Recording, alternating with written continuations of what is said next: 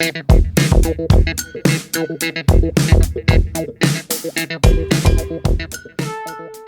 guys, what is up? This is Matthew Davis, me once again. Welcome back to the movie review, aka After I Saw. This time it is going to be on Minions and Monsters, the third Minions movie. We already have so many Despicable Me movies, so of course there would be this many Minion movies. Now with this movie, we follow a Minion named James, and he makes friends with another Minion named Henry. The leader of the Minions is Dick, and in this movie, we follow as James wants to become an artist. And he gets that chance by becoming a movie maker, where the Minions go into Hollywood and they find themselves bringing their creations to life with movie magic. But because movies are starting to advance with more technology like sound, they realize that, they're not really good at making films anymore. So they feel like they can redeem themselves by making a monster film. And in order to make a monster film, they need to get a real-life monster. Not an actor in a suit, but a real-life monster, which makes sense. This is the world of Despicable Me. And of course,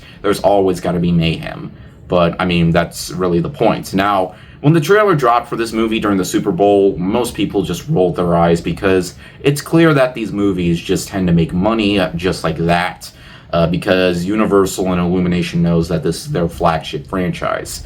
The first Minions movie wasn't anything special. The second movie I thought was a little bit better than that, but it was still just a film made for families, and ultimately it was just a kind of like a Gru origin story. So, I went in with as low expectation as possible, because I really didn't expect a whole lot from this movie. While I don't think this movie is amazing, honestly, I think it's the best out of the Minions movies, and it's by far the best film in the Despicable Me universe since the second one.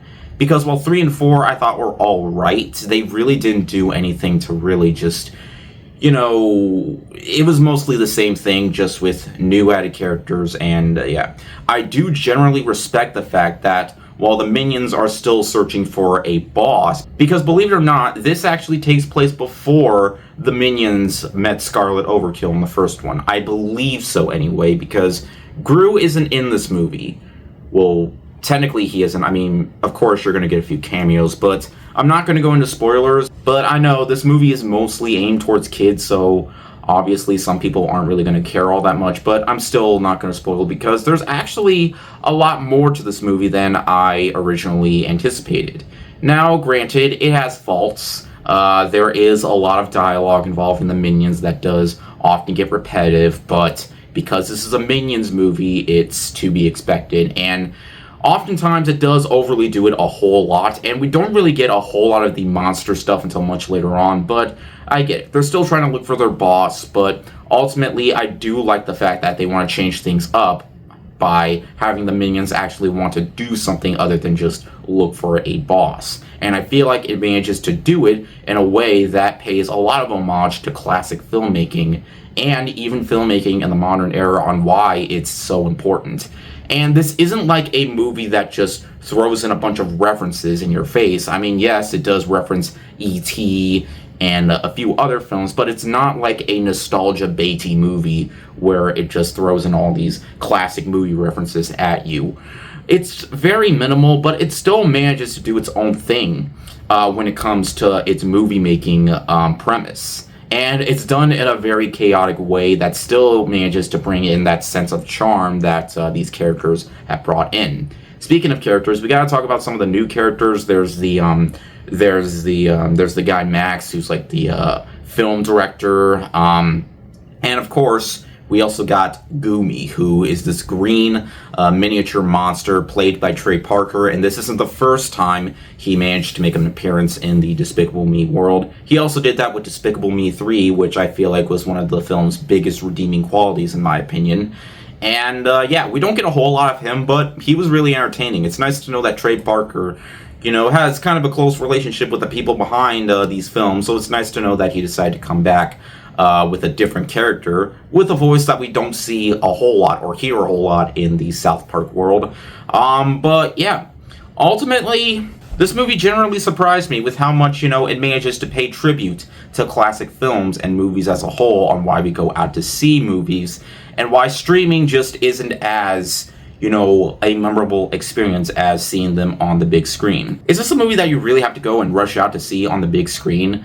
Not really. Chances are, undoubtedly this movie's going to make a hell of a lot of money, but I do like the fact that, it still manages to do its own thing without copying and pasting what they did before, go and search for a new boss, but actually trying to find a lot more to the purpose of the Minions, specifically a few of them. And believe it or not, I actually like the friendship that, James and Henry have in this movie. Like, the movie actually did a good job of, actually making me like some of the Minions, and I like the fact that it's not the same trio of the previous two films. Not that I didn't like them, but I do like the fact that, with more Minions, they want to give them a little more personality, even though they still beat each other up, still talk the same language, but ultimately, I do feel like this is definitely a step in the right direction for, changing things up without feeling like, it has to do everything that the previous films did.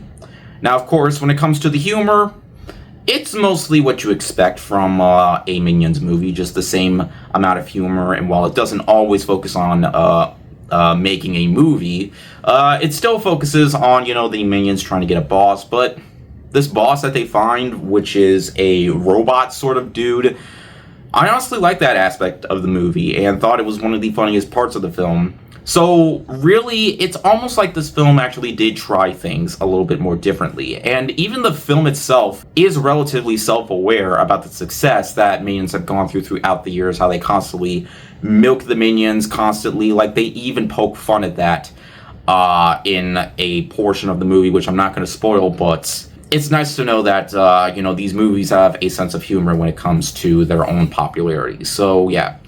Yeah, in the end, guys, I had a really fun time with Minions and Monsters. I'm not going to tell you that it's the greatest film of the year, but I can generally say, for an Illumination film, even though I liked the Mario Galaxy movie, I honestly liked this a little bit more. I don't know, the animation, it's still absolutely phenomenal, and while not all the jokes land, it's something that I expected. Kids will definitely have a fun time with it, and adults can appreciate the fact that the Minions want to do something else, and I really like the fact that, it does pay a lot of tributes to classic filmmaking.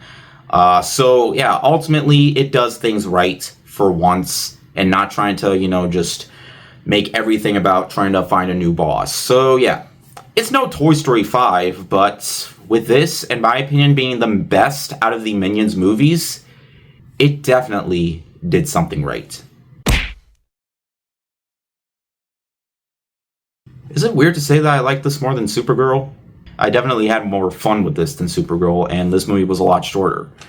I do feel like the movie did go by a little too fast. What is it with Illumination and making their movies go by too fast? I feel like... Yeah, but I don't care. I had a fun time with the movie, but yeah, let's see what else July has to offer this month. And yeah, there's a lot coming out, so yeah, I'm really hyped for the Odyssey. I really hope that lives up to expectation. But anyways, thank you guys so much for watching. If you enjoyed this video, be sure to like and maybe subscribe for more. You can also follow me on Twitter, Instagram, or maybe Blue Sky, links in the description, and I'll see you guys later. Word out.